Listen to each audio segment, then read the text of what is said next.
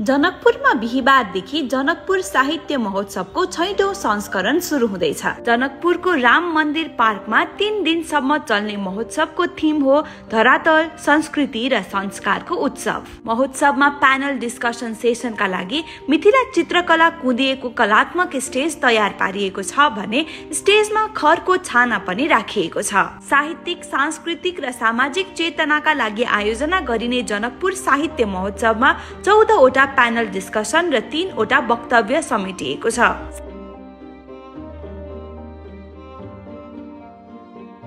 साहित्य, शिक्षा, पर्यटन, नीति निर्माण, अर्थतन्त्र, सुशासन, राजनीति, खेलकुद, सम्पदा र संस्कार लगायतका विषयमा महोत्सवमा छलफल हुनेछ।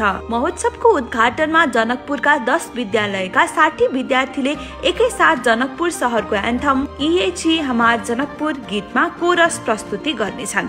महोत्सवको तयारी अन्तिम चरणमा पुगिसकेको छ।